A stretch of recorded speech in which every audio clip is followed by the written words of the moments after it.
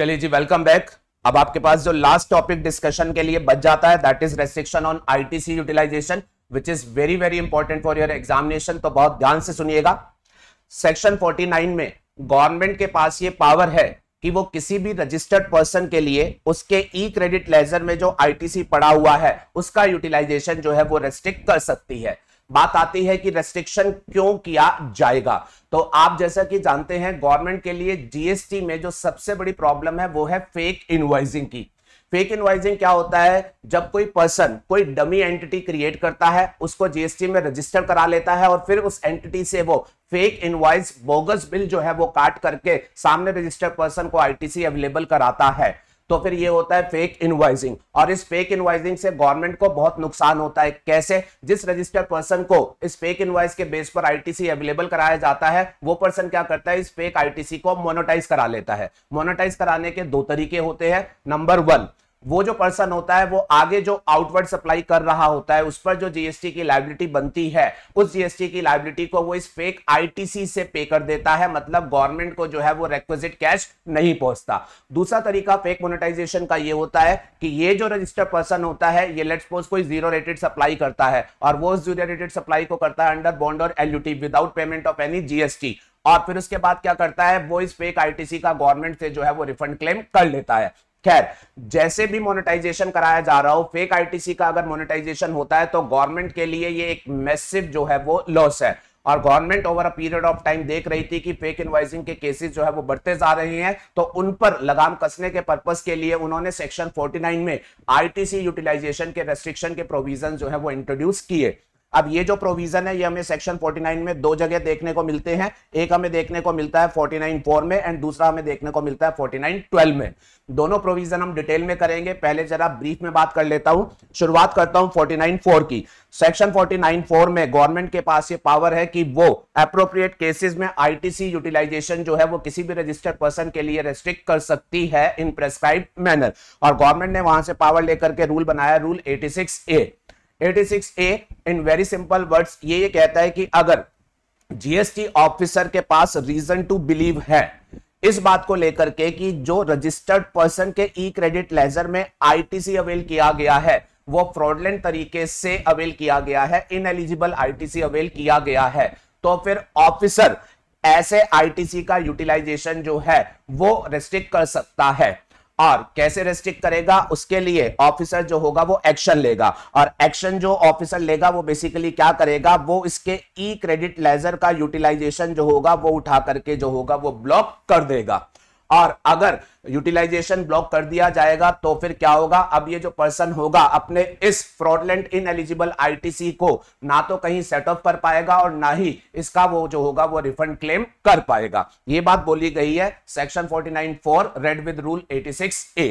अच्छा, फिर उसके बाद दूसरा जो रेस्ट्रिक्शन है 49(12) में लेट डाउन किया गया है। 49(12) में अब रेस्ट्रिक्शन ये लेट डाउन किया गया है कि गवर्नमेंट किसी particular class of registered person के रिस्पेक्ट में अगर उन्हें अप्रोप्रिएट लगता है तो फिर वो ये प्रेस्क्राइब कर सकती है कि आपके पास भले ही कितना भी आईटीसी हो, आप उस आईटीसी को फ्रीली जो होगा वो यूटिलाइज नहीं कर पाएंगे। आपको अपनी आउटपुट टैक्स लायबिलिटी का कुछ परसेंटेज जो होगा वो हर हालत में जो होगा वो कैश में पे करना पड़ेगा। याद है आपको वो कितनी परसेंटेज है? जी हां, सही बोला आपने, वो परसेंटेज है 1%। सेक्शन 49(12) से पावर लेकर के गवर्नमेंट ने रूल 86B बना रखा है और वहां पर उन्होंने ये बोल रखा है कि कितना भी आपके पास आईटीसी हो आपको अपनी आउटपुट टैक्स लायबिलिटी का मिनिमम 1% जो होगा वो कैश में पे करना पड़ेगा। अच्छा, ये वाली जो रेस्ट्रिक्शन है इसको आप ध्यान में रखेंगे। ये रेस्ट्रिक्शन जो होगी इसके लिए प्रॉपर ऑफिसर आपके अगेंस्ट कोई एक्शन नहीं लेगा। ये रेस्ट्रिक्शन जो होगी ये पर्सन को खुद ही जो होगी अपने एंड पर ही कंप्लाई करनी होती है। जो 49(4) वाली रेस्ट्रिक्शन होती है उसमें ऑफिसर के द्वारा एक्शन लिया जाता है और वो उठा करके आपके आईटीसी का ब्लॉकिंग करता है। लेकिन दूसरी जो रेस्ट्रिक्शन मैंने बोली 86B की, इसमें ऑफिसर कहीं पिक्चर में नहीं आता, ये जो होता है पर्सन को खुद से इंप्लीमेंट जो है वो करनी पड़ती है।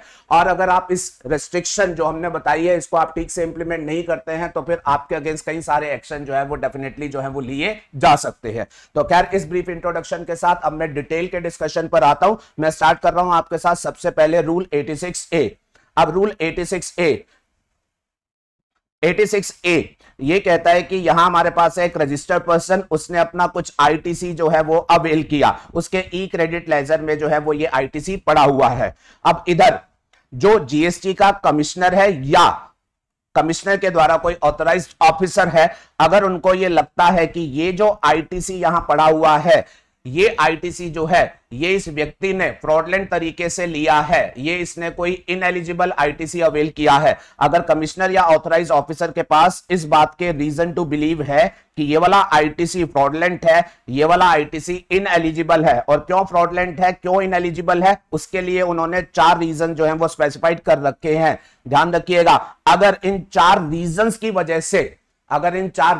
वजह से ये आईटीसी फ्रॉडलेंट या इनएलिजिबल है, ओनली देन कमिश्नर या ऑथराइज्ड ऑफिसर के पास ये पावर है कि वो इस व्यक्ति के लिए इस आईटीसी का यूटिलाइजेशन जो होगा वो रेस्ट्रिक्ट कर देंगे, और मैंने आपको बताया कैसे करेंगे। उसके लिए वो इस आईटीसी का यूटिलाइजेशन ब्लॉक कर देंगे। अगर ब्लॉक कर दिया जाएगा तो अब पर्सन इसको यूज नहीं कर पाएगा और वो इसका जो होगा वो रिफंड भी जो होगा वो क्लेम नहीं कर पाएगा।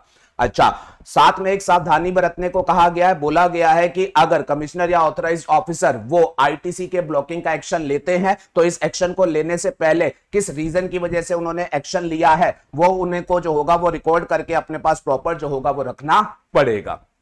अच्छा जी, अब सीरीज में बात करते हैं कुछ स्पेशल पॉइंट्स की, ध्यान से सुनिएगा बेटा। आईटीसी ब्लॉकिंग का जो है एक्शन रूल 86A में जब लिया जाएगा तो किस लेवल ऑफ ऑफिसर के द्वारा लिया जाएगा। 86A कहता है या तो ये कमिश्नर लेगा या फिर लेगा कोई ऑथराइज्ड ऑफिसर, और इसको लेकर के सीबीआईसी ने अपनी एक इंस्ट्रक्शन इशू कर रखी है। उन्होंने कहा है कि अगर जिस आईटीसी को ब्लॉक किया जाना है अगर वो 5 करोड़ से ज्यादा का है तो फिर कमिश्नर, प्रिंसिपल कमिश्नर के लेवल पर ब्लॉकिंग का एक्शन लिया जाएगा।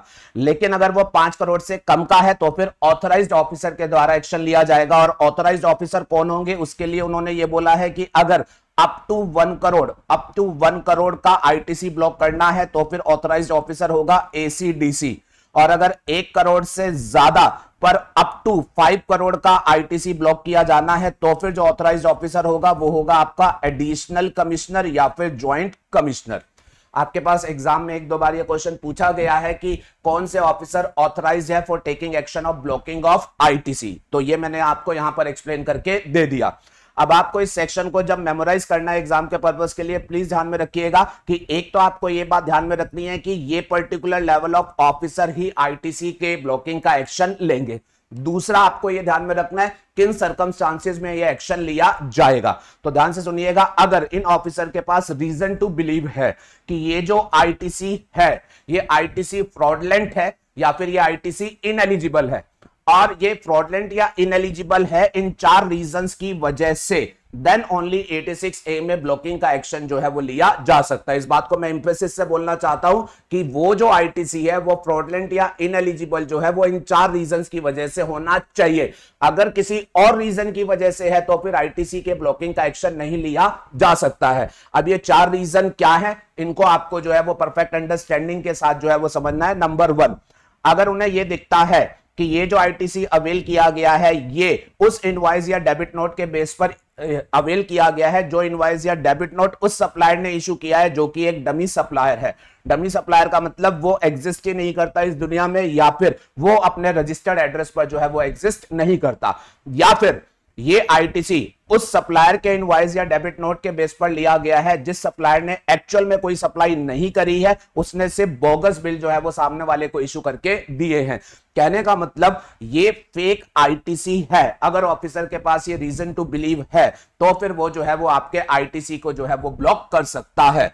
दूसरी वजह जहां आईटीसी ब्लॉक किया जा सकता है, दैट इज उन्होंने बोला कि अगर जो सप्लायर है उसने इनवॉइस या डेबिट नोट इशू किया, सामने वाले ने आईटीसी लिया, अब वो जो सप्लायर है उसने इनवॉइस या डेबिट नोट इशू किया, उसको अपनी जीएसटीआर 1 में डिक्लेयर किया, सामने वाले के पास 2B में आया, सामने वाले ने आईटीसी ले लिया, लेकिन उस सप्लायर ने जीएसटीआर 3B नहीं फाइल करी, मतलब उसने टैक्स पेमेंट नहीं करी। Then in that situation again officer के पास ये पावर है कि वो जो है वो ऐसे आईटीसी को भी जो है वो ब्लॉक कर सकता है। तीसरी वजह उन्होंने लिखी, अगर ऑफिसर को यह लगता है कि जिस रेसिपिएंट के पास ये आईटीसी पड़ा हुआ है वो रेसिपिएंट अपने आप में ही डमी एंटिटी है, जी हाँ, रेसिपिएंट भी डमी एंटिटी हो सकता है जो कि एग्जिस्ट ही नहीं करता या अपने रजिस्टर्ड एड्रेस पर एग्जिस्ट नहीं करता है। अगर ऑफिसर को यह लगता है कि रेसिपिएंट जिसके पास आईटीसी पड़ा हुआ है वो डमी यूनिट है, तो again on a safe side action लेते हुए ऑफिसर जो है उसके आईटीसी को जो है वो ब्लॉक कर सकता है। अच्छा जी, ये भी आपके फेक इनवाइसिंग के ऊपर ही बेसिकली फोकस ले रहा है। लास्ट पॉइंट जो कहा गया है वो ये बोला गया है, अगर किसी भी रेसिपिएंट ने आईटीसी अवेल किया विदाउट एनी सपोर्टिंग डॉक्यूमेंट, ध्यान दीजिएगा ये वाला केस और भी ज्यादा स्पेशल है। इसमें जो पर्सन है उसने आईटीसी लिया और उसने फेक इनवाइस नहीं, उसके पास इनवाइस ही नहीं है, उसने बिना इनवाइस के बेसिस पर जो है वो आईटीसी अवेल किया है, तो भी उसके अगेंस्ट जो है वो एक्शन लिया जा सकता है। अच्छा, आप सभी जानते हैं सेक्शन 16 में ये एक बेसिक कंडीशन है कि कोई भी रजिस्टर्ड पर्सन अगर आईटीसी अवेल करेगा तो उसके पास जो है वो सपोर्टिंग डॉक्यूमेंट होने चाहिए। तो अगर उसने बिना सपोर्टिंग डॉक्यूमेंट के आईटीसी अवेल किया है तो naturally it is an ineligible ITC, तो इसको भी जो है उठा करके ऑफिसर के एंड पर जो है वो ब्लॉक किया जा सकता है। अच्छा, ये वाली जो कंडीशन है जहां बिना इनवॉइस के बेसिस पर पर्सन आईटीसी अवेल कर लेता है, ये पहले बहुत ज्यादा जो है वो प्रिवेल करती थी।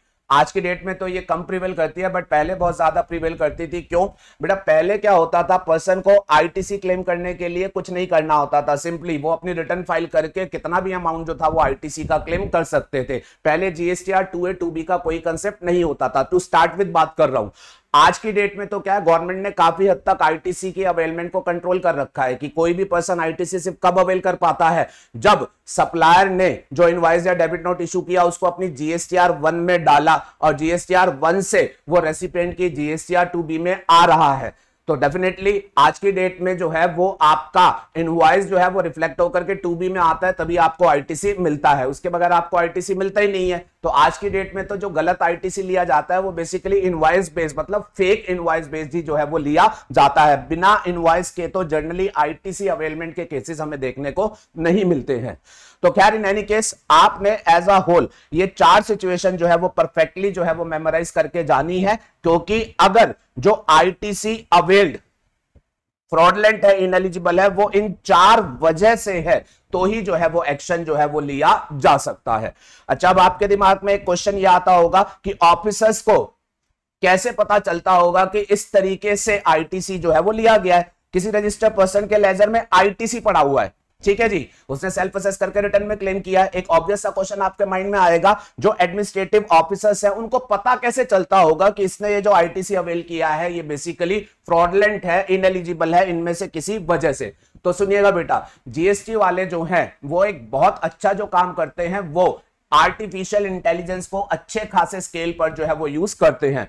पोर्टल पर आर्टिफिशियल इंटेलिजेंस बहुत बड़े लेवल पर जो है वो जीएसटी में यूज की जाती है। जीएसटी की पोर्टल पर जो भी रजिस्ट्रेशन रिकॉर्ड्स वगैरह के प्रोसेस में डाटा आता है उसकी बड़ी अच्छे से जो है वो प्रोफाइलिंग की जाती है। सुनिएगा, कुछ इंस्टांस में आपको बताता हूं।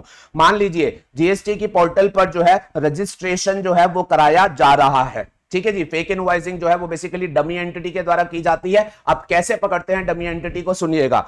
वो क्या करते हैं, वो पोर्टल पर प्रोफाइलिंग करते हैं। अगर उन्हें यह नजर आता है कि कोई एक पर्टिकुलर एड्रेस पर बहुत सारे रजिस्ट्रेशन जो हैं वो लिए गए हैं, तो यह बात उनके दिमाग में खतरे की घंटी बजा देती है। उनको इस बात का इशारा मिल जाता है कि जरूर फेक एंटिटी जो है वो क्रिएट की जा रही है, क्योंकि जनरली एक ही एड्रेस पर 20-25 रजिस्ट्रेशन तो नहीं हो सकते। अच्छा, दूसरी बात सुनिएगा, अगर रजिस्ट्रेशन लिया जा रहा है किसी पर्टिकुलर पैन नंबर पर, और जिस पैन नंबर पर रजिस्ट्रेशन लिया जा रहा है, ध्यान से सुनिएगा, उसमें रजिस्ट्रेशन लेने के बाद इमीडिएटली जो है वो काफी हाई टर्नओवर जो है वो दिखाई देता है। मतलब एक एंटिटी ने रजिस्ट्रेशन कराया, नया नया रजिस्ट्रेशन कराया, और हमें क्या दिखाई दे रहा है कि रजिस्ट्रेशन कराने के इमीडिएट बाद इसका टर्नओवर जो है वो लाखों करोड़ों का हो रहा है, इसकी रिटर्न में वो नजर आ रहा है। देन इन दैट सिचुएशन उनको दिमाग में जो है वो खतरे की घंटी बज जाती है कि इसने नया रजिस्ट्रेशन कराया है, अभी तो थ्रेशोल्ड क्रॉस होगी, इसका अचानक से इतना बड़ा टर्नओवर जो है वो कैसे क्रिएट हो गया। अच्छा, अब आप मुझे ये बोलोगे कि सर अगर इसका इस तरीके से हाई टर्नओवर इसने रिटर्न में दिखाया होगा तो टैक्स भी पे किया होगा। तो बेटा जरूर पे किया होगा, लेकिन इस व्यक्ति ने टैक्स पे करने के लिए बैकएंड में फेक आईटीसी ही अरेंज किए होंगे। मेरी बात समझ पा रहे हैं? हाँ जी सर। तो अकॉर्डिंगली यहां भी खतरे की घंटी जो है वो डिपार्टमेंट के माइंड में बज जाती है। और बताता हूं उनके दिमाग में कब खतरे की घंटी बजती है। अगर कोई एंटिटी रजिस्टर्ड कराई गई। अब पैन नंबर जिसको यूज करके रजिस्ट्रेशन कराया गया है वो उस व्यक्ति का है जो कि काफी सीनियर है, लेट्स सपोज 70 इयर्स का। आज सडनली जो है इस पैन नंबर पर इस बूढ़े व्यक्ति के नाम से जो है वो रजिस्ट्रेशन कराया गया है। अब ये भी एक खतरे की घंटी का संकेत है। ऑफिसर जरूर इस बात को सोचेगा कि अचानक से 70 साल की उम्र में इस व्यक्ति को क्या पड़ी कि इसने सप्लाई का बिजनेस स्टार्ट किया और वो भी हाई टर्नओवर वाला। तो इस केसेस पर भी वो पूरी निगाह रखते हैं कि जरूर इसमें डमी एंटिटी वाली पॉसिबिलिटी है। मेरी बात समझ पा रहे हैं? और बताता हूं आपको, मान लीजिए पैन नंबर से, एक पैन नंबर से जीएसटी में 2 रजिस्ट्रेशन ऑब्टेन किए गए हैं, ठीक है। तो आप जानते हैं जीएसटी जो है वो स्टेट वाइज रजिस्ट्रेशन का होता है। तो एक पर्सन ने एक पैन नंबर से 2 रजिस्टर्ड फर्में जो है वो बना रखी है, रजिस्टर्ड पर्सन 1, रजिस्टर्ड पर्सन 2। अब इसमें से जो रजिस्टर्ड पर्सन 1 है, लेट्स सपोज इसको जो है वो जीएसटी की टीम पकड़ लेती है और विद एविडेंस उनके पास ये नजर आ रहा है कि ये जो फर्म जो है ये फेक इनवॉइसिंग इशू करने का काम करती है। अब अगर ये registered firm fake invoicing issue करने का काम कर रही है तो डेफिनेटली जो फर्स्ट थॉट माइंड में आएगा वो जरूर इस बात को लेकर के आएगा कि जो दूसरी फर्म इसी पैन से रजिस्टर्ड है वो भी फिर गलत होगी। तो इस वाले केस को भी इन्वेस्टिगेशन में जो है वो डिपार्टमेंट के द्वारा ले लिया जाता है। तो बेसिकली अगर समराइज बोलूं तो जीएसटी वाले जो हैं वो अपना पोर्टल पर बड़े अच्छे तरीके से प्रोफाइलिंग कर रहे हैं और वो जो भी नए रजिस्ट्रेशन हो रहे हैं वो किस तरीके से हो रहे हैं उसको इवैल्यूएट करते हैं। और उस प्रोफाइलिंग में ये जो कुछ फैक्टर्स मैंने बताए, अगर ये फैक्टर्स निकल करके आते हैं तो इन वाले जीएसटीएन को, इन लोगों को जो है वो कम्युनिकेट कर दिया जाता है। और इन लोगों के पास जब वो रिपोर्ट आती है तो उस रिपोर्ट के बेस पर इनके पास बेसिकली क्या आ गया, रीजन टू बिलीव आ गया कि ऐसे लोगों के थ्रू जो आईटीसी आगे पास कराया गया होगा वो जरूर फ्रॉडलेंट या फिर इनएलिजिबल होगा। तो अकॉर्डिंगली ऑफिसर हरकत में आ जाएगा और हरकत में आने के लिए वो क्या करेगा, वो उठा करके इमीडिएट बेसिस पर इस आईटीसी को जो होगा वो ब्लॉक कर देगा। Are you okay with this? अच्छा जी, अब आपसे मैं अगला क्वेश्चन पूछता हूं, जब आईटीसी इन ऑफिसर्स के द्वारा ब्लॉक किया जाएगा on the basis of reason to believe, तो अब ये पर्सन जो होगा ये कहेगा कि आपने मेरा आईटीसी ब्लॉक किया, ब्लॉक करने से पहले मुझे एक बार बुला के मेरी बात तो सुन लेते, आपने तो अपने हिसाब से ही ब्लॉक कर दिया। तो इस रूल में सबसे बड़ी बात प्लीज ध्यान में रखिएगा, ये रूल क्योंकि ब्लॉकिंग के एक्शन का है तो उन्होंने बोला है जी हमने अपना सेफगार्ड के पर्पस के लिए आईटीसी ब्लॉक किया है। अभी हमने आईटीसी के लिए कोई रिकवरी प्रोसीडिंग आपके अगेंस्ट नहीं करी, ये तो हमने सेफगार्ड के लिए जो है वो एक्शन लिया है कि हमें रीजन टू बिलीव दिख रहे थे और ऐसा ना होता कि हम अभी आपसे रिकवरी का एक्शन करते और आप इसको यूटिलाइज कर लेते। तो हमने इमीडिएट बेसिस पर ब्लॉकिंग का एक्शन लिया है और इसके लिए हमें आपको कोई अपॉर्चुनिटी ऑफ बीइंग हर्ट देने की जरूरत नहीं है। प्लीज ध्यान में रखिएगा, इस ब्लॉकिंग के एक्शन के लिए ऑफिसर पहले आपको बुलाएगा, आपकी सुनेगा और फिर ब्लॉक करेगा। अगर ऐसा होने लगा तब तक तो ये पर्सन क्या करेगा, वो इसको यूटिलाइज करके ही खत्म कर लेगा। तो डेफिनेटली यहां पर जो है आपको कोई अपॉर्चुनिटी ऑफ बीइंग हर्ट नहीं दी जाती है, सीधा ब्लॉक कर दिया जाता है। हां, ब्लॉक करने के बाद आपको ब्लॉक कर दिया गया है इस बात का इंटीमेशन जो है वो जरूर दिया जाता है। और इस बात को लेकर के सीबीआईसी ने भी क्लैरिफिकेशन इशू कर रखी है, ब्लॉकिंग करते टाइम कोई अपॉर्चुनिटी नहीं देनी, बट ब्लॉकिंग करने के बाद जरूर उस पर्सन को इंटीमेट करना है कि उसका आईटीसी जो है वो ब्लॉक कर दिया गया है। कहीं ऐसा ना हो बेचारा सवेरे अपना आईटीसी यूटिलाइज करने बैठे, ब्लॉक दिखाई दे और उसे समझ ही नहीं आए बेचारा, तो जरूर ब्लॉक करने के बाद जो है वो इंटीमेट कर दिया जाएगा। Are you okay with this? चलिए और सुनिएगा अगली बात को। अब इस ब्लॉकिंग को लेकर के एक बड़ी इंपॉर्टेंट बात बोल रहा हूं, सुनिएगा। मान लीजिए हमारे पास ये जो रजिस्टर्ड पर्सन है ये एक जेन्युइन सप्लायर है, ठीक है, इसका जेन्युइन आउटवर्ड सप्लाई का जो है वो बिजनेस है जिस पर ये जीएसटी जो है वो पे करता है। अब लेकिन इस बेचारे ने गलती क्या करी, इसके मन में लालच आ गया और इसने बैकएंड से डमी यूनिट से फेक इनवॉइस के बेसिस पर आईटीसी जो था वो अवेल कर लिया और लेट्स सपोज इसने 10 करोड़ का आईटीसी जो है वो अवेल कर लिया। ध्यान रखिएगा, वैसे ये जेन्युइन सप्लायर है, इसका जेन्युइन सप्लाई का बिजनेस है, बट उस जीएसटी लायबिलिटी की कैश पेमेंट को बचाने के लिए इसने बैकएंड से फेक आईटीसी जो है वो अवेल कर लिए। ऑफिसर के पास जानकारी पहुंची and based on reason to believe officer जो है वो अब इसके पास जो है वो एक्शन ले रहा है। मेरी बात को आप ध्यान से सुनिएगा। अब ये जो पर्सन है जिसके आईटीसी को लेकर के ब्लॉकिंग का एक्शन लिया जा रहा है, अब मैं आपको कुछ सिचुएशन दे रहा हूं। मान लीजिए इसने अप्रैल में रिटर्न फाइल करके 10 करोड़ का फेक आईटीसी जो था वो अवेल किया था, ठीक है। अब मई वाले महीने में लेट्स सपोज इसके ई क्रेडिट लेजर में जो आईटीसी पड़ा हुआ है 10 करोड़ तो इसने फेक लिया था, वो एज इट इज पड़ा हुआ है। इसके अलावा मई में इसके पास कुछ जेन्युइन आईटीसी भी आया होगा, इसके पास 12 करोड़ का आईटीसी जो है वो पड़ा हुआ है। अच्छा, जून के महीने में इसने इस 12 करोड़ के आईटीसी में से काफी कुछ यूज कर लिया। जून के महीने में इसके पास 6 करोड़ का जो है वो आईटीसी जो है वो पड़ा हुआ है। अब ये जो मैंने डिटेल बोली, इसके बेसिस पर एक important question,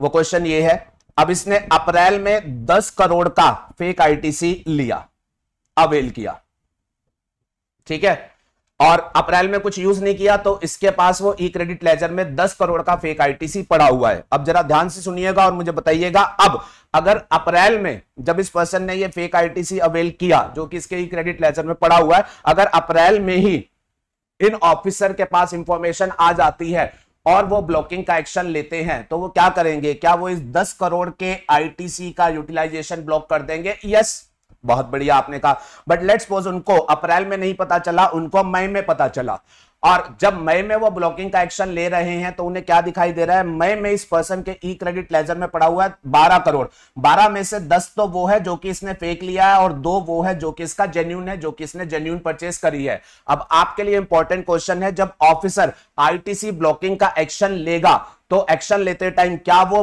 12 crore total block कर देगा, जो भी ई क्रेडिट लेजर में है उसको ब्लॉक कर देगा, या फिर 10 करोड़ ही सिर्फ फेक आईटीसी है तो जो ब्लॉकिंग की जाएगी वो सिर्फ 10 करोड़ वाले आईटीसी की ही की जाएगी? इस पर आपसे एग्जामिनेशन में क्वेश्चन पूछा जा सकता है। I would like to repeat, officer जब ब्लॉक करेगा तो ई क्रेडिट लेजर में जो भी पड़ा होगा उसको उठा करके ब्लॉक कर देगा, या फिर जो फेक है जिसकी वजह से एक्शन लिया जा रहा है सिर्फ उतने ही आईटीसी का यूटिलाइजेशन जो होगा वो ब्लॉक किया जाएगा। तो प्लीज ध्यान में रखिएगा, यहां पर सीबीआईसी ने क्लैरिफिकेशन इशू कर रखी है जी, आपका एक्शन जो है उसकी वजह है fake ITC, fraudulent ITC, ineligible ITC. तो जो आप ब्लॉक करेंगे वो सिर्फ उतने ही अमाउंट को ब्लॉक करेंगे, जो उसका जेन्युइन आईटीसी ई क्रेडिट लेजर में पड़ा हुआ है उसको जो होगा वो आप ब्लॉक नहीं करेंगे। बात समझ में आई? बहुत अच्छी समझ आई। चलिए, अच्छा अगला क्वेश्चन, अगर ऑफिसर जो है वो जून में एक्शन लेता है तो जून में इसके ई क्रेडिट लेजर में से पड़ा हुआ है 6 करोड़। अच्छा, अब इस 6 करोड़ में लेट्स सपोज हम मान के चलते हैं कि ये 6 करोड़ का 6 करोड़ जो है इसका फेक वाला है, लेट्स सपोज, ठीक है। तो अब ऑफिसर जब ब्लॉकिंग का एक्शन लेगा तो ध्यान में रखिएगा, इसने फेक आईटीसी लिया कितना था? 10 करोड़, बट एक्शन लिए जाने के टाइम पर ई क्रेडिट लेजर में पड़ा कितना हुआ है? 6 करोड़। तो ब्लॉक कितना किया जा सकता है? ऑब्वियस सी बात है, अगर 6 करोड़ पड़ा हुआ है तो फिर 6 करोड़ ही जो है वो ब्लॉक किया जा सकता है। और इसी सीरीज को अगर मैं आगे बढ़ाऊं, अगर ये 6 करोड़ भी ना पड़ा होता, ये सारा यूज कर चुका होता, नील आईटीसी होता, तो फिर क्या ब्लॉकिंग का एक्शन लिया जा सकता था? Answer is no. ब्लॉकिंग का जो एक्शन है फिर उस केस में लिया ही नहीं जा सकता था। ब्लॉकिंग तभी तो करोगे जब आपके लेजर में पड़ा होगा। यहां पर आपको एक इंटरेस्टिंग केस और बताता हूं। एक प्रैक्टिकल केस ऐसा हुआ जहां पर एक व्यक्ति ने फेक आईटीसी लिया था, लेट्स सपोज 10 करोड़। अब जिस टाइम पर ऑफिसर के पास सूचना पहुंची उस टाइम तक वो सारा फेक आईटीसी यूटिलाइज कर चुका था, उसके लेजर में 0 था। अब ऑफिसर जो था, ध्यान से सुनना, वेरी इंटरेस्टिंग केस, ऑफिसर ने क्या किया? ऑफिसर ने सामने देखा कि लेजर में कुछ भी आईटीसी नहीं है, तो उसने क्या किया? उसने बोला कोई बात नहीं, वो वाला फेक आपने यूज कर लिया, जो आगे के 10 करोड़ कभी भी आएंगे उसके लिए उसने जो है वो ब्लॉकिंग का एक्शन ले लिया। मेरी बात समझ रहे हो? उसने बोला अच्छा ये वाला यूटिलाइज कर लिया, कोई बात नहीं, जो आगे के 10 करोड़ आएंगे उसने उसके लिए जो है वो ब्लॉकिंग का एक्शन ले लिया। बेसिकली लियन क्रिएट कर दिया कि इसमें जो नेक्स्ट 10 करोड़ आएंगे उसका यूटिलाइजेशन मैं आपको अलाउ नहीं करूंगा। अब ये जो पर्सन था ये गया कोर्ट में और कोर्ट में उसने बोला मेरे पास कोई फेक आईटीसी नहीं है, इसने तो फ्यूचर वाले आईटीसी को आज उठा करके जो है वो ब्लॉक कर दिया, जो कि गलत है। और बेटा यहां पर कोर्ट ने बोला जी इस तरीके का जो एक्शन है वो वैलिड नहीं है, ब्लॉकिंग सिर्फ उसी आईटीसी की जा सकती है जो कि एक्चुअल में क्रेडिट लेजर में जो है वो पड़ा हुआ है।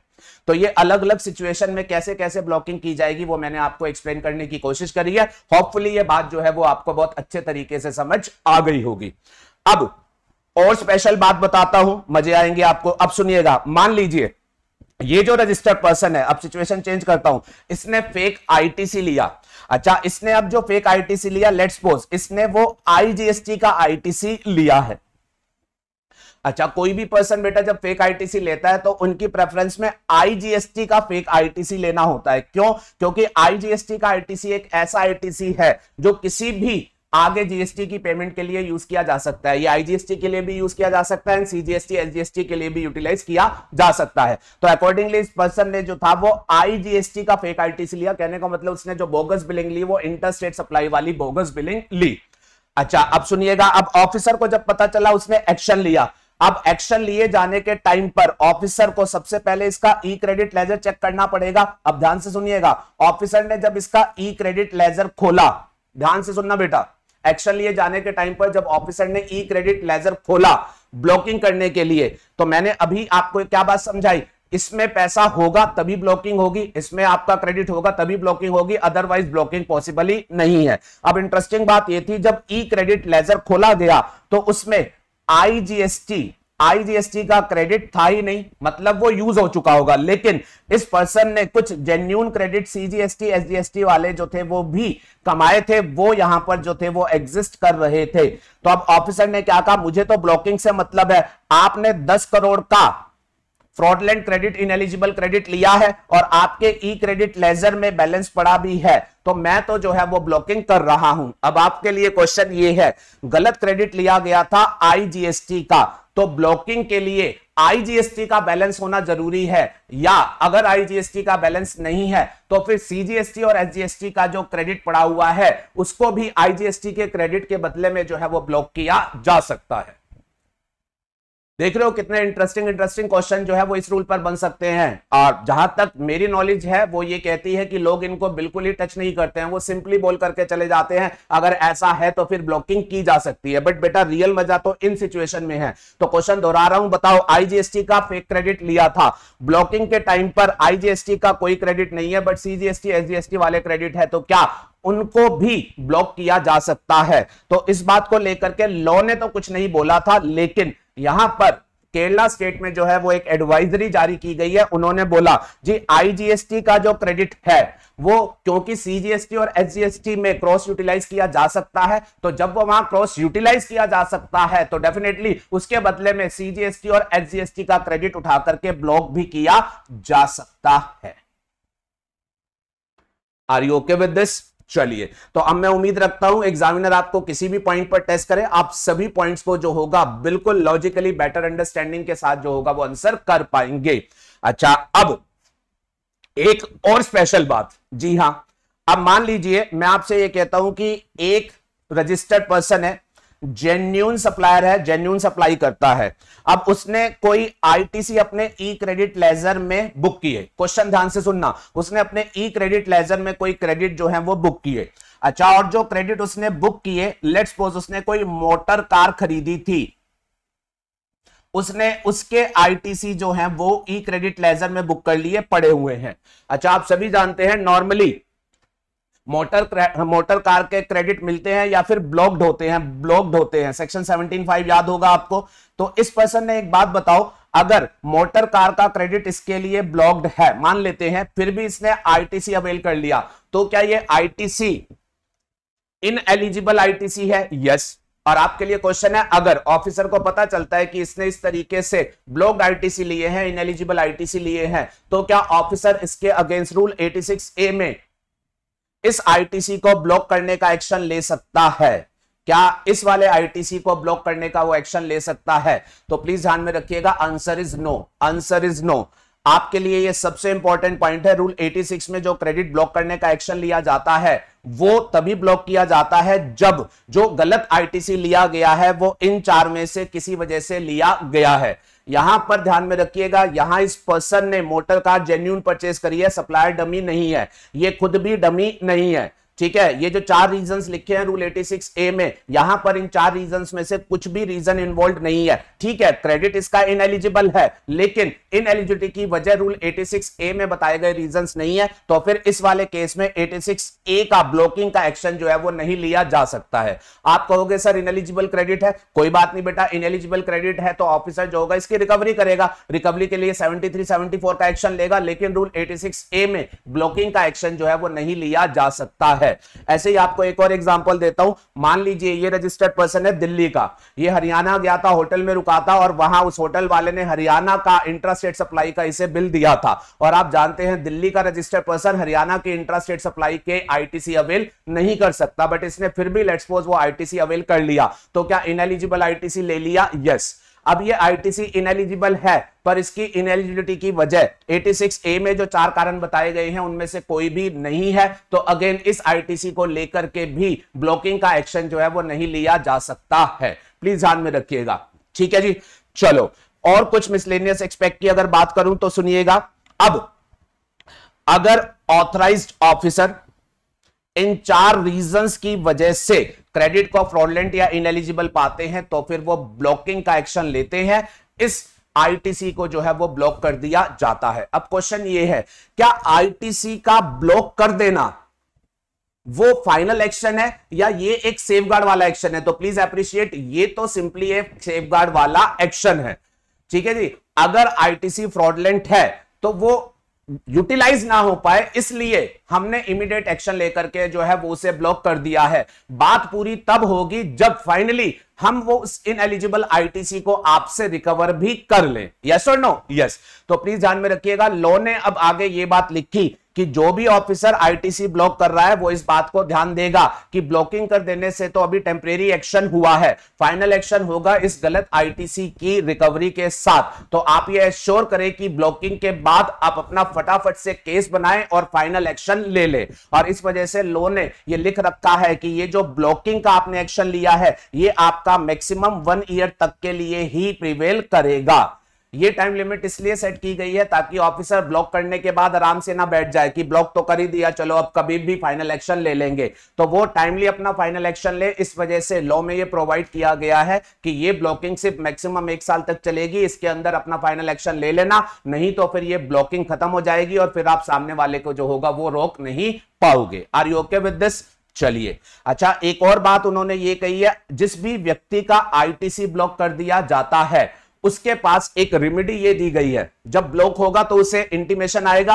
अब अगर उस पर्सन को ये लगता है ये आईटीसी जो है ये ब्लॉक नहीं होना चाहिए था, ये जेन्युइन है, तो उसको एज अ रेमेडिकल मेजर ये कहा गया है कि वो जो है वो ऑफिसर को अप्रोच कर सकता है, और अगर वो ऑफिसर को अप्रोच करके ये बात प्रूव कर देता है कि ब्लॉकिंग की जो कंडीशन है वो एग्जिस्ट नहीं कर रही है, तो अकॉर्डिंगली अगर वो ये प्रूव कर देता है तो ऑफिसर जो होगा बेस्ड ऑन इस रिप्रेजेंटेशन अगर उसे ठीक लगता है तो वो खुद से भी जो है वो अनब्लॉक कर सकता है। Are you okay with this? अब आप ये कहोगे कि सर वो किस तरीके से प्रूव कर पाएगा, तो ध्यान दीजिएगा बेटा, ब्लॉकिंग इस रीजन की वजह से भी होती है जब सप्लायर जो है वो जीएसटीआर 1 से क्रेडिट तो पास ऑन कर देता है पर वो रिटर्न से आईटीसी पे नहीं करता है। तो अगर ऐसा केस है तो जो रेसिपिएंट है वो ऑफिसर को जाके क्या कह सकता है कि देखिए आपने ब्लॉक किया था, क्यों? क्योंकि उसने अपनी जीएसटीआर 3B से पेमेंट नहीं करी थी। अब मैं सबूत लेकर के आया हूं, उसने जीएसटीआर 3B फाइल कर दी है, पेमेंट हो गई है, चाहो तो मैं रिटर्न की कॉपी भी आपको शो कर सकता हूं, वैसे आप खुद पोर्टल पर भी चेक कर सकते हो, और ऑफिसर चेक करता है तो सही में सप्लायर ने जो है वो जीएसटीआर 3B फाइल करके जो है वो टैक्स पे कर दिया है, मतलब ब्लॉकिंग की कंडीशन अब एग्जिस्ट नहीं कर रही है, तो फिर ऑफिसर इस केस में जो है बेस्ड ऑन रिप्रेजेंटेशन जो है वो आईटीसी अनब्लॉक कर सकता है। होपफुली आपको सारी बातें समझ आ गई होंगी। ये सिंपल 1 पेजर चार्ट मैंने आपको बना करके दिया है जिसमें सभी तरीके के क्वेश्चंस मैंने आपको कवर कर दिए हैं। बढ़ूं जी आगे, चलिए जी कहानी को आगे बढ़ाता हूं। 86A का डिस्कशन कंप्लीट है। अब जो नेक्स्ट रेस्ट्रिक्शन के प्रोविजंस थे उसके ऊपर मैं आता हूं। नेक्स्ट रेस्ट्रिक्शन जो थी वो हमारे पास लेट डाउन की गई थी सेक्शन 49(12) के तहत, और साथ में हमारा था रूल 86B। इसका भी मैंने आपको यहां 1 पेजर चार्ट क्रिएट करके दिया है ताकि आप प्रोविजन को आसानी से याद रख पाए। अब 49(12) में गवर्नमेंट ने अपने पास क्या पावर ली थी, कराओ रिकलेक्ट। 49(12) में गवर्नमेंट ने अपने पास ये पावर ली थी कि अगर उनको कुछ रीजंस लग रहे हैं तो वो किसी भी रजिस्टर्ड पर्सन को क्या कह सकती है, आपके पास क्रेडिट भले ही करोड़ों के होंगे लेकिन आपके लिए ये जरूरी होगा कि जब भी आप अपनी मंथली टैक्स लायबिलिटी पे करेंगे तो उसमें कम से कम 1% जो होगा वो आपका कैश से पेमेंट होना चाहिए। पहले थोड़ा लॉजिक फिर से रिपीट कर देता हूं, ऐसा गवर्नमेंट ने क्यों कहा है। गवर्नमेंट ने ऐसे कई केसेस देखे थे जहां लोग अपने आप को as a dummy supplier register करा लेते थे। अपना इनवॉइस इशू करते थे, फेक आईटीसी जो था वो पास ऑन कर देते थे, जीएसटीआर 1 फाइल करते थे और साथ में जीएसटीआर 3B भी फाइल कर देते थे, टैक्स पेमेंट लेकिन वो पीछे से फेक आईटीसी को यूज करके करते थे और बाद में जो थे वो उड़ जाते थे। तो उन लोगों का इजी आइडेंटिफिकेशन हो सके उस पर्पस के लिए गवर्नमेंट ने 4912 में ये कंट्रोलिंग प्रोविजन बनाए हैं कि हमें कम से कम 1% कैश पेमेंट जो है वो कुछ कैटेगरी ऑफ पर्सन से चाहिए होगा ताकि हम जो है वो कंट्रोल मेंटेन कर पाए। Are you okay with this? 4912 में जो बात की गई है उसको फर्दर एलोबरेट करने के लिए गवर्नमेंट ने जो है वो रूल 86B में जो है वो प्रेस्क्राइब की है रेस्ट्रिक्शन डिटेल में। अब 86B आपको क्या कहता है, चार्ट पर फोकस रखिएगा। 86B आपको कहता है कि हमारे पास है कोई रजिस्टर्ड पर्सन और ये रजिस्टर्ड पर्सन जो है ये पर्टिकुलर महीने की अपनी टैक्स लायबिलिटी जो है वो डिस्चार्ज कर रहा है और टैक्स लायबिलिटी है इसकी एफसीएम की लायबिलिटी। ध्यान रखिएगा, मैं एफसीएम की लायबिलिटी की बात कर रहा हूं, मैं आरसीएम की लायबिलिटी की बात नहीं कर रहा हूं। क्यों नहीं कर रहा हूं? आरसीएम की लायबिलिटी तो इन एनी केस क्या पर्सन को कैश में ही पे करनी होती है? यस, तो वो तो कैश में पे करनी होती है, उसके तो कोई एक्सेप्शन है ही नहीं। तो गवर्नमेंट कैश चाहती कहां पर है? एफसीएम में भी वो आपसे कैश से पेमेंट चाहती है। तो यहां पर ध्यान में रखिएगा, मेरी बात है एफसीएम लायबिलिटी की। अब ये एक रजिस्टर्ड पर्सन है और ये अपनी मंथली टैक्स लायबिलिटी जो है वो पे कर रहा है। एक बात और रिपीट कर देता हूं, मंथली में क्यों बोल रहा हूं, मंथली में क्यों बोल रहा हूं? तो ध्यान में रखिएगा, आपके डिफरेंट सप्लायर्स हैं। अभी मैंने आपको बताया था लेक्चर्स में, सभी सप्लायर बेटा आपके मंथली बेसिस पर ही टैक्स लायबिलिटी पे करते हैं एक्सेप्ट कंपोजिशन सप्लायर। और कंपोजिशन सप्लायर जो होता है उसके पास आईटीसी होता ही नहीं है, तो वो तो इन एनी केस अपनी टैक्स लायबिलिटी कैश में ही पे करता है। तो कंपोजिशन सप्लायर सिर्फ क्वार्टरली बेसिस पर पे करता है और वो कैश में पे करता है, तो उस पर तो कंट्रोल चाहिए ही नहीं। हमें कंट्रोल किस पर चाहिए? मंथली टैक्स लायबिलिटी वालों के ऊपर पर जो बेसिकली अपना क्रेडिट वगैरह के थ्रू जो है वो पे करते हैं। अब उन्होंने बोला रूल 86B में कि रजिस्टर्ड पर्सन है वो अपने एक पर्टिकुलर महीने की टैक्स लायबिलिटी एफसीएम लायबिलिटी जो है वो पे कर रहा है। अब इसके लिए वो आईटीसी यूटिलाइज करता है। नॉर्मली तो ई क्रेडिट लेजर में उसका अगर भरपूर आईटीसी होता है तो वो अपनी सारी टैक्स लायबिलिटी आईटीसी से पे कर सकता है, लेकिन particular class of registered person के लिए 86B अब ये कहता है कि ये कुछ क्लास ऑफ रजिस्टर्ड पर्सन ऐसे होंगे जो अपना ई क्रेडिट लेजर से सारी लायबिलिटी पे नहीं कर पाएंगे, उनका यूटिलाइजेशन रेस्ट्रिक्ट किया गया और बोला गया है ये आउटपुट टैक्स लायबिलिटी का मैक्सिमम 99% ही आईटीसी के थ्रू जो होगा वो पे कर पाएंगे। कहने का मतलब इन्हें नेट कैश लायबिलिटी के तौर पर मिनिमम 1% जो होगा वो ई कैश लेजर से जो होगा वो जरूर पे करना पड़ेगा। अब इस रूल में जो याद रखने वाली बात है वो ये है कि ये जो रेस्ट्रिक्शन लगाई गई है ये किस क्लास ऑफ रजिस्टर्ड पर्सन के ऊपर लगाई गई है, ये आपको जो है वो परफेक्ट मेमोराइज करके जाना है। तो मैं बोलता हूं जरा ध्यान से सुनना, उन्होंने रूल 86B में जो रेस्ट्रिक्शन लगाई है ये रेस्ट्रिक्शन लगाई है उस रजिस्टर्ड पर्सन के ऊपर जो अपनी मंथली टैक्स लायबिलिटी पे कर रहा है और उस महीने में उसकी जो वैल्यू ऑफ सप्लाई है, ध्यान से सुनना, उस महीने में जो उसकी वैल्यू ऑफ सप्लाई है, एंड वैल्यू ऑफ सप्लाई में टैक्सेबल वैल्यू ऑफ सप्लाई जो उसकी है, टैक्स लायबिलिटी वाली उसकी जो सप्लाई है वो 50 लाख से ज्यादा है। मतलब उसकी मंथली छोटी मोटी सेल्स नहीं है, उसकी अच्छी खासी वैल्यू ऑफ सप्लाई है। मैं रिपीट करना चाहूंगा, ये जो रेस्ट्रिक्शन है कि आप आउटपुट टैक्स लायबिलिटी का 99% ही आईटीसी से पे कर पाओगे, 1% तो कैश देना ही पड़ेगा, ये अप्लाई होगी उस रजिस्टर्ड पर्सन के ऊपर जिसकी उस महीने की टैक्सेबल वैल्यू ऑफ सप्लाई जो है वो 50 लाख से ज्यादा है। और प्लीज ध्यान में रखिएगा, यहां पर जो टैक्सेबल वैल्यू ऑफ सप्लाई आपको देखनी है वो देखते टाइम आपको एग्जेम सप्लाई को इग्नोर करना है, और अगर उस पर्सन ने कोई जीरो रेटेड सप्लाई करी है तो वो भी जो है वो आपको इग्नोर करनी है। डायग्राम में अकॉर्डिंगली मैंने प्रेजेंटेशन दिया। मान लीजिए रजिस्टर्ड पर्सन ने जो सप्लाई करी है इस पर्टिकुलर महीने में जिसके लिए हम रेस्ट्रिक्शन चेक कर रहे हैं, उसमें जीरो रेटेड सप्लाई है 30 लाख, एग्जाम सप्लाई है 30 lakh and non exempt supply tax वाली सप्लाई उसकी है 40 लाख, टोटल है उसका 100 लाख।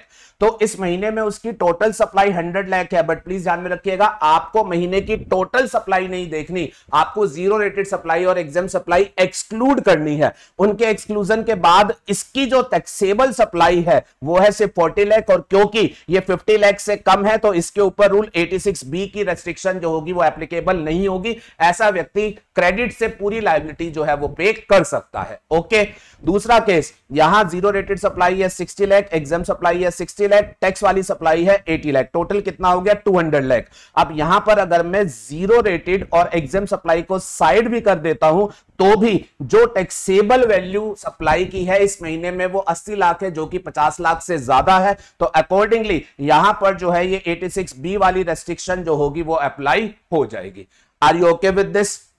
क्लियर है ये बात? अच्छा, और प्लीज ध्यान में रखिएगा, जैसा कि मैंने आपको पहले भी बताया, अब इस रजिस्टर्ड पर्सन के ऊपर ये जो रेस्ट्रिक्शन लगाई गई है कि मैक्सिमम 99% ही आईटीसी से पे हो सकता है, ध्यान में रखना है। इसके लिए ऑफिसर कोई एक्शन नहीं ले रहा है, ये रजिस्टर्ड पर्सन को खुद से जो है वो कंप्लाई करनी है। और अगर रजिस्टर्ड पर्सन ये सोचे कि ऑफिसर को क्या पता चलेगा, मैं तो फिर भी पूरा यूज कर लेता हूं, तो प्लीज ध्यान में रखिएगा, अगर उसने ऐसा गलत काम किया तो लॉ ने फर्दर ये स्पेशल प्रोविजन बना रखे हैं कि 86B का अगर कॉन्ट्रावेंशन किया गया तो ऑफिसर जो है वो इस कॉन्ट्रावेंशन को अगर पकड़ेगा तो वो उठा करके आपका रजिस्ट्रेशन कैंसिल कर सकता है। एंड साथ ही में गलत काम किया है तो उसकी रेजिड्यूरी पेनल्टी भी सेक्शन 125 में 25,000 रुपए तक की जो है वो इंपोज की जा सकती है। आई होप आप डिस्कशन को आसानी से जो होगा वो याद रख सकते हैं।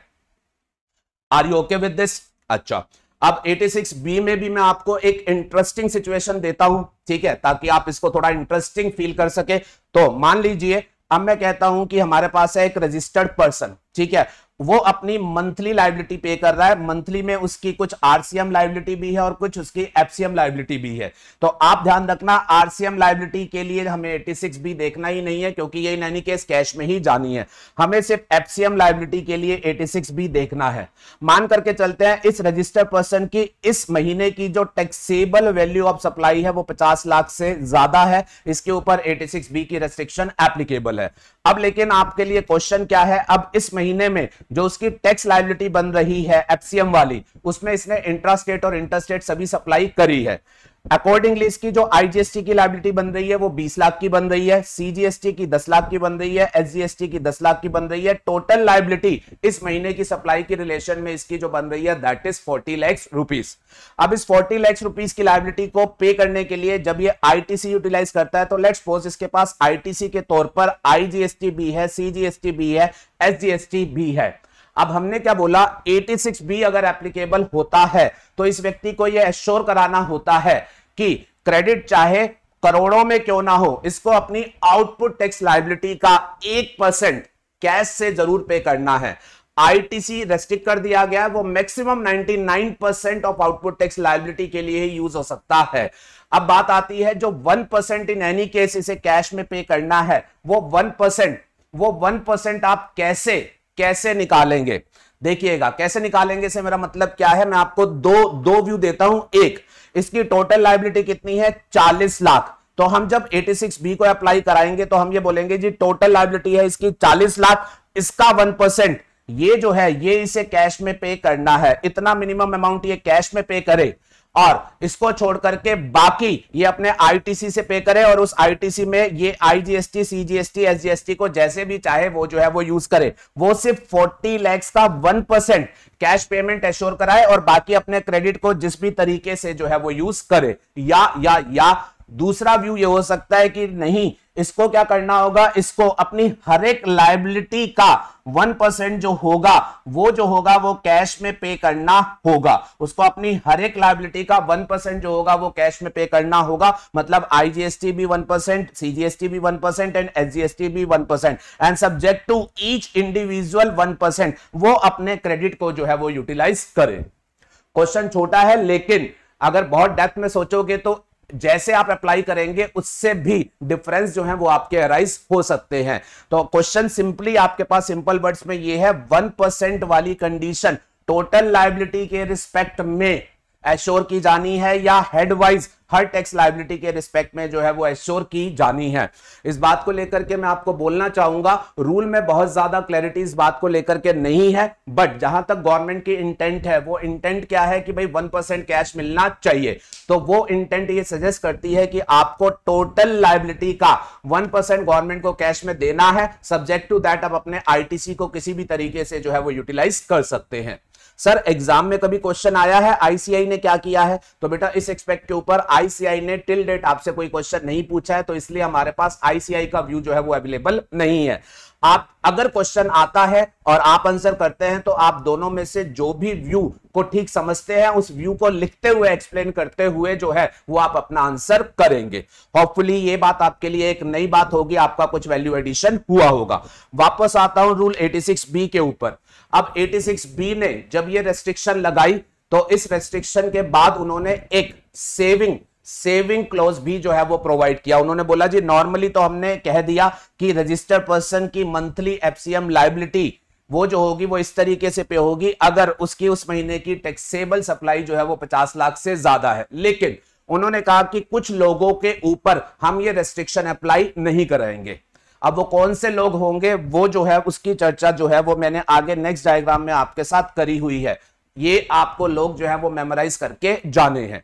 अब यहां पर जो लोग लिखे गए हैं उन लोगों की monthly taxable value of supply 50 lakh से ज्यादा भी होगी तो भी उनके ऊपर 86B की रेस्ट्रिक्शन अप्लाई नहीं होगी। सबसे पहले उन्होंने कहा कि अगर जो रजिस्टर्ड पर्सन है वो है आपका government department, local authority, PSU या स्टैट्यूटरी बॉडी, रेस्ट्रिक्शन अप्लाई नहीं होगी।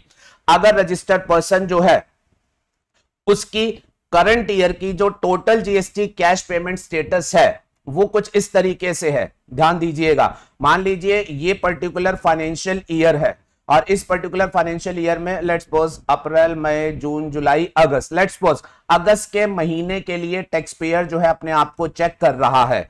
अब उसने अगस्त के महीने में जो टैक्सेबल सप्लाई करी है वो 50 लाख से ज्यादा है और वो उठा करके 86B की रेस्ट्रिक्शन चेक कर रहा है।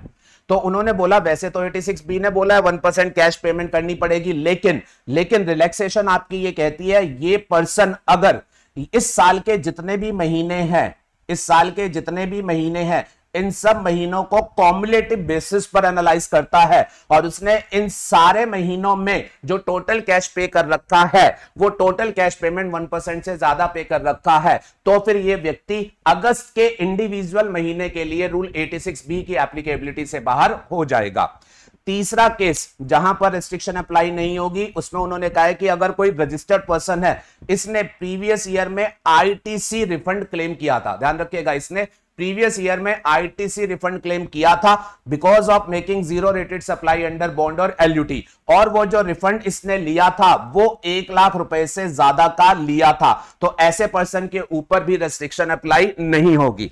अब आप जानना चाहोगे कि इसका क्या लॉजिक है, तो उन्होंने बोला जी देखो अगर इस व्यक्ति ने प्रीवियस ईयर में zero rated supply under bond की थी और रिफंड लिया था, और रिफंड भी छोटा मोटा नहीं 1 लाख से ज्यादा का अच्छे खासे अमाउंट का लिया था, तो डेफिनेटली इसने अपने आईटीसी का रिफंड क्यों लिया होगा? बिकॉज जीरो रेटेड सप्लाई करने की वजह से इसके आईटीसी एक्यूमुलेट हो रहे होंगे, और वो जो आईटीसी एक्यूमुलेट हो रहे होंगे वो जेन्युइन रीजन की वजह से एक्यूमुलेट हो रहे हैं, जीरो रेटेड सप्लाई से रिलेटेड एक्यूमुलेट हुए हैं जिसका रिफंड उसने लिया है। तो डेफिनेटली ये व्यक्ति जेन्युइन सप्लायर होगा जिसके पास जेन्युइन रीजन की वजह से आईटीसी एक्यूमुलेट हुए थे जिसका उसने रिफंड क्लेम किया था। तो हम प्रीवियस ईयर के रिफंड के बेसिस पर समझ सकते हैं कि यह व्यक्ति आईटीसी एक्यूमुलेशन वाली पोजीशन का आईटीसी है, तो इसके पास आईटीसी बहुत ज्यादा जेन्युइन रीजंस की वजह से है, तो इसके ऊपर 86B की रेस्ट्रिक्शन अप्लाई नहीं होगी।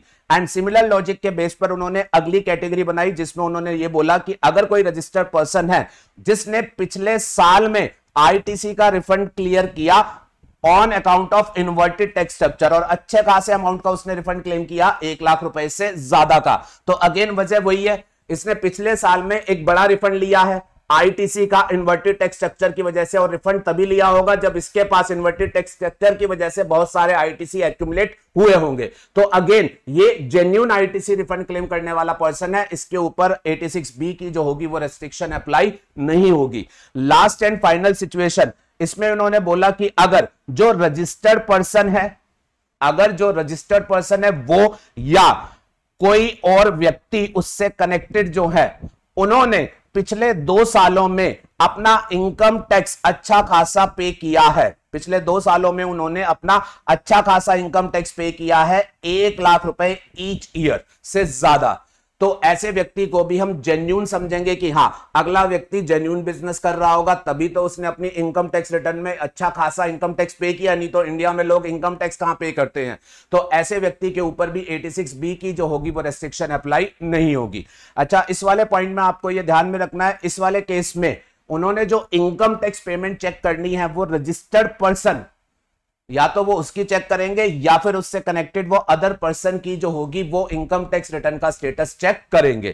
क्या होगा सिचुएशन देख लेते हैं। अगर कोई प्रोप्राइटरशिप फर्म है वो रजिस्टर्ड होगी तो डेफिनेटली इंडिविजुअल रजिस्टर्ड होगा, उसकी रिटर्न के स्टेटस पर जो होगा वो बात किया जाएगा। अगर पार्टनरशिप फर्म कोई जीएसटी में रजिस्टर्ड है तो वो चेक करेंगे कि पार्टनरशिप फर्म की इनकम टैक्स रिटर्न का स्टेटस या एनी ऑफ द पार्टनर्स के रिटर्न का स्टेटस, फर्म का या एसोसिएटेड पार्टनर किसी की भी अगर इनकम टैक्स रिटर्न अच्छी खासी पिछले 2 सालों की है तो फिर 86B जो होगा वो अप्लाई नहीं होगा। सिमिलरली अगर रजिस्टर्ड पर्सन कंपनी है तो कंपनी की इनकम टैक्स रिटर्न या उसके एमडी की इनकम टैक्स रिटर्न या किसी भी 2 होल टाइम डायरेक्टर्स की इनकम टैक्स की रिटर्न वो अच्छी खासी होगी तो 86B अप्लाई नहीं होगा। एचयूएफ के केस में एचयूएफ की इनकम टैक्स रिटर्न या उसके कर्ता की जो रिटर्न है अगर वो अच्छी खासी है तो 86B जो होगा वो अप्लाई नहीं होगा। आई होप आप आसानी से इन सभी को जो है वो याद रख सकते हैं।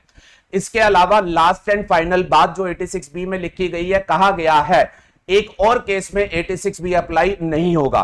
है जी सर, हाँ बेटा, एक और केस में अप्लाई नहीं होगा। इस केस में उन्होंने लेकिन क्या कहा, इस केस में उन्होंने बोला कि कमिश्नर या ऑथराइज्ड ऑफिसर उनको उन्होंने पावर दे दी कि ये एम्पावर्ड होंगे कि ये किसी भी पर्सन के लिए अगर ठीक समझते हैं तो उसको जो है वो 86B की रेस्ट्रिक्शन से जो है वो बाहर कर सकते हैं। ऊपर वाले जो केसेस थे बेटा वो केसेस क्या थे, अगर इनमें कहीं रजिस्टर्ड पर्सन आएगा तो 86B नहीं लगेगा, उसे किसी से रिक्वेस्ट नहीं करनी, लगेगा ही नहीं। लेकिन अगर वो ऊपर वाले केस में नहीं आ रहा और फिर भी 86B से बचना चाहता है तो उसको क्या करना होगा, कमिश्नर या ऑथराइज्ड ऑफिसर को अप्रोच करना होगा और अगर उनको वो कन्विंस कर पाया तो फिर वो जो है वो 86B की रेस्ट्रिक्शन से जो होगा वो बाहर हो जाएगा। आई होप दोनों प्रोविजंस आपको समझ आ गए होंगे। इसके साथ रेस्ट्रिक्शन ऑन यूटिलाइजेशन का कंसेप्ट जो है वो कंप्लीट हो जाता है। अच्छा, पेमेंट ऑफ टैक्स का सेक्शन 49 एसोसिएटेड रूल सारे मैंने आपके साथ कवर कर लिए हैं। अब अगर हम नेक्स्ट बात करते हैं तो एक एसोसिएटेड प्रोविजन इसमें हमारे पास इंटरेस्ट का भी आएगा। जीएसटी की लायबिलिटी कब पे करनी होती है मैंने आपको समझाया, ड्यू डेट से। अगर ड्यू डेट्स तक आप पे नहीं करेंगे तो गवर्नमेंट को रिवेन्यू आप टाइम से नहीं दे रहे हैं तो जाहिर सी बात है गवर्नमेंट को आपको कंपनसेटरी इंटरेस्ट जो होगा वो देना पड़ेगा। अब इंटरेस्ट को लेकर के जो गवर्निंग प्रोविजन है वो लेट डाउन किए गए हैं सेक्शन 50 में जो कि रिसेंटली अमेंडेड है, और साथ ही में एक एसोसिएटेड रूल भी नया इंसर्ट किया गया है 88B। तो इंटरेस्ट के प्रोविजन आपके पास आते हैं through section 50 read with rule 88B। अब ये जो इंटरेस्ट के प्रोविजन है इसके लिए मैं आपको यहां पर कोई स्पेसिफिक रिवीजन अभी टेक केयर नहीं कर रहा हूं। क्यों? बिकॉज बेटा ये जो इंटरेस्ट के प्रोविजन है ये आपके मोस्ट इंपॉर्टेंट है, 100% इस बार आपके पास एग्जाम में आएंगे और इसका डिटेल्ड वीडियो ऑलरेडी मैंने आपको अमेंडमेंट में शेयर किया है, और क्योंकि आपने अमेंडमेंट करी ही है तो आप इंटरेस्ट का अच्छा खासा रिवीजन जो है वो आप मेरे साथ ऑलरेडी वहां पर कर चुके हो, तो अब यहां पर दोबारा टाइम लगाने का कोई फायदा नहीं है। चलिए जी, इसके साथ इस चैप्टर की रिवीजन जो है वो पूरी कंप्लीट हो जाती है। एंड जैसा कि मैं हर वीडियो में बोलता हूं, फिर से आपको बोल रहा हूं, अगर इस वीडियो ने आपका वैल्यू एडिशन किया तो नीचे कमेंट बॉक्स में हमें जरूर जो है अपना फीडबैक जो है वो मेंशन कीजिएगा। Thank you everyone.